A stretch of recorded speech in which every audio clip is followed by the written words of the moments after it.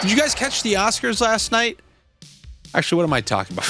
I'm sorry. For a second, I thought I was talking to normal, civilized individuals and not downright dirty, filthy, parlay pirates.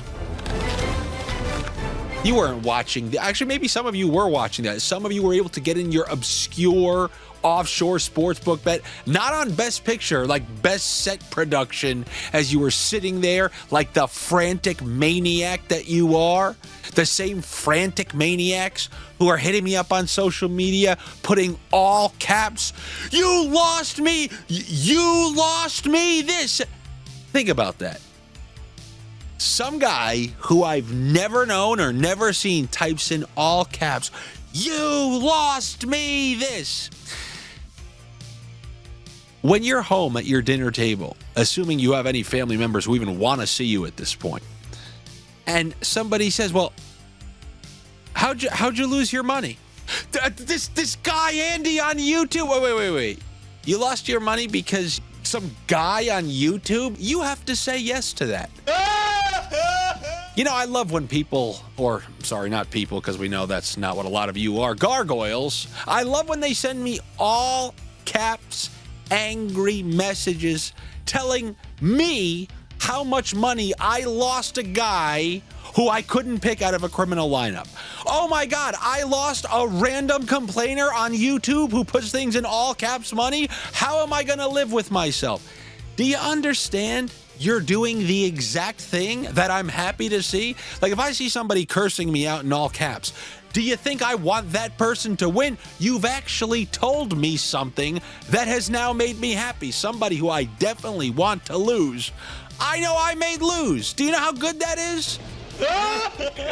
That's like if you were my ex and you gained weight and looked disgusting and then took out a billboard to show me how disgusting you were, like somehow you've done something good. So I'm kind of happy to know that, while simultaneously what's going on here, it's Charles Lee Ray Child's Play sequel. We have a Chucky situation going on. Do you guys remember last playoffs? I talked about the Jamie Benn shots on goal. Oh my God, I'm winning so much on the Jamie Benn shots on goal. It's the best thing. Everybody wins it. And then I bring it up in the video. Jamie Benn has 15 shots on goal. So then I never talk about it again. Under.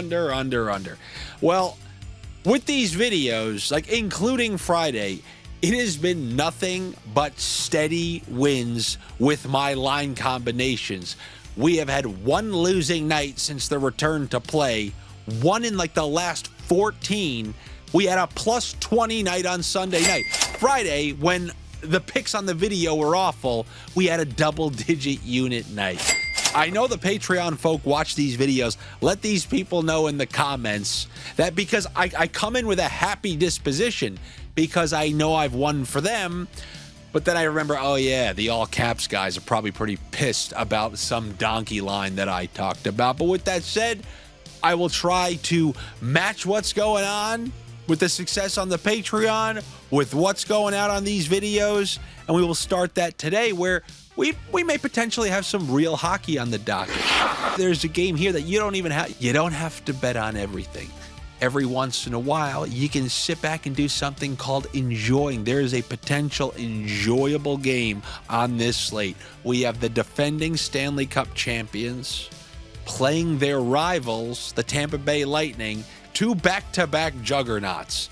The Lightning, 2017 all the way through to 2022.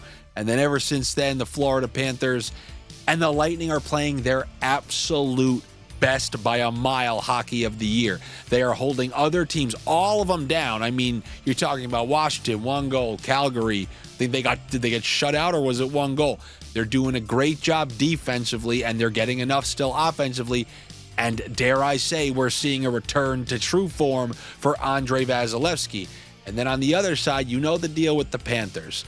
When push comes to shove and they want to get up for a game, they just beat the Oilers without having Matthew Tkachuk. They just traded for Seth Jones. There should be some intense vibes in this game. And anytime there are intense vibes, I look for intense unders, whether it's playoffs. And, every once in a while, we'll make some exceptions for the regular season. I think this will be one. This should be a highly contested, tight checking game with Vasilevsky playing his best and I think unders are on the docket for me. And I'm kind of looking at that Florida Panthers side, because when there is a team continuously holding other teams down, at home, on the road, it doesn't matter. That's really where I'm going to do my shopping for unders. So the first thing I'm seeing, I'm going to go with that Sam Bennett under half of a point. I know because Tkachuk's out of the lineup, he's on the top power play, but I think a plus money under on Sam Bennett, who doesn't play with those big three up top. Yes, he is on that top power play, but look how many goals the penalty kill of the Lightning and just the Lightning overall are giving up. So I will go with Sam Bennett under half of a point. And then rather than going under 6.5, because I think this one is going to be tight checking, lower scoring, and Florida hasn't been scoring a lot to begin with, I want neither team to 5 and Anton Lundell, third line player, power play 2, under half of a point, plus 110. Then we have another rivalry game, the New York Islanders versus the New York Rangers. The last time they played, I said I won't be scared to tell you I like any Rangers players. The interesting thing about this game is the Rangers are playing on the second half of back-to-backs. They just shut out Nashville. You know, typically I like betting on teams after a shutout to roll over that kind of defense, especially when that team just played the Islanders a couple days ago and held them to 1 goal. I know that Ilya Sorokin hasn't beaten the New York Rangers in a good 3 seasons now, and that includes the other night. And I'm going to take him to lose yet another one to these New York Rangers. So I'll go with the New York Rangers to beat the New York Islanders. There's still no Barzal there. They got held to 1 by the Rangers the other night.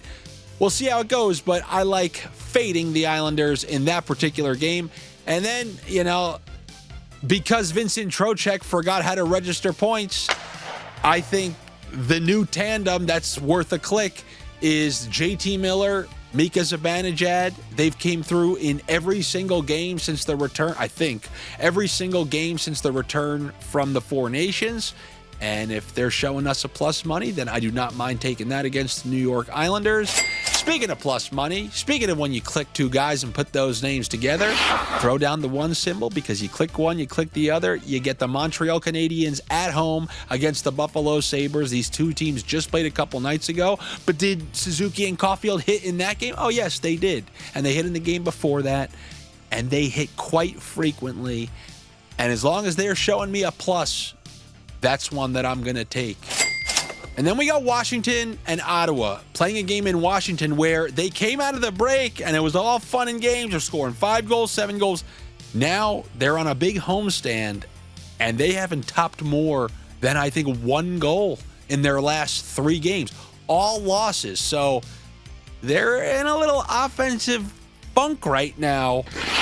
Could this be that kind of plateau, that late season plateau? I'm not going to go that far.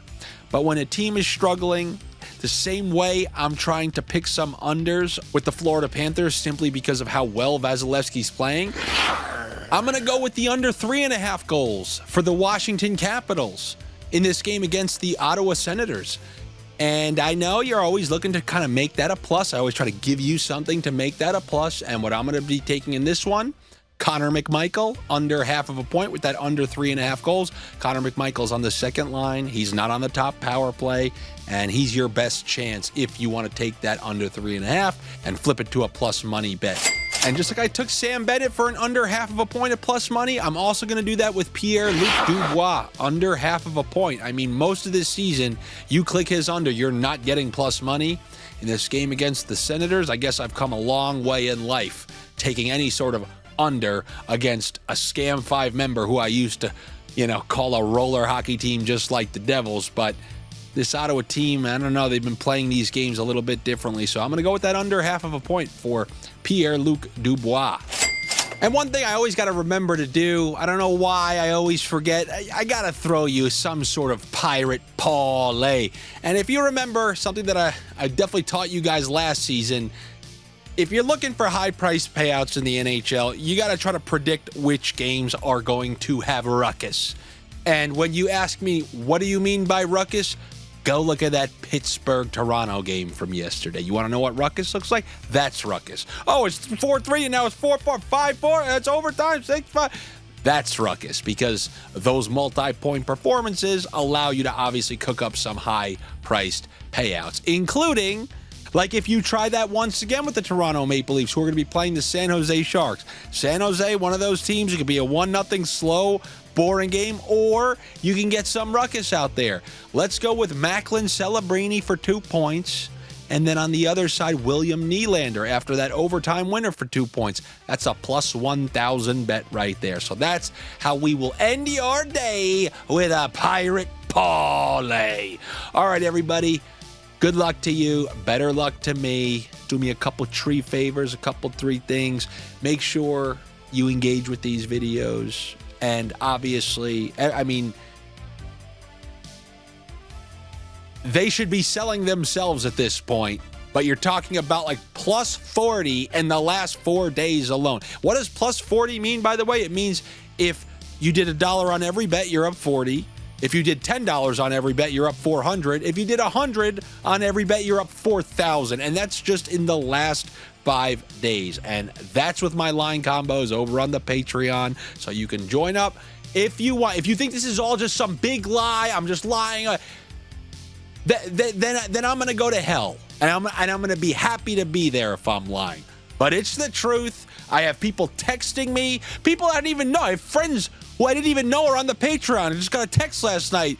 Line combos! Exclamation point, because they were obviously up big. So if you want access to those, it's patreon.com/AndyFrancis. If not, no worries. Just do the things that you know you're supposed to do. Get that good sports betting karma. All right? Take it easy. I'll talk to you tomorrow. Do not be a gargoyle. You see the palm trees there? There might be some in there at night. You don't have to be one. Do not be a gargoyle. Subscribe to Andy's channel for the most entertaining NHL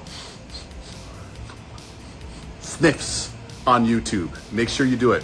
What was that ruckus?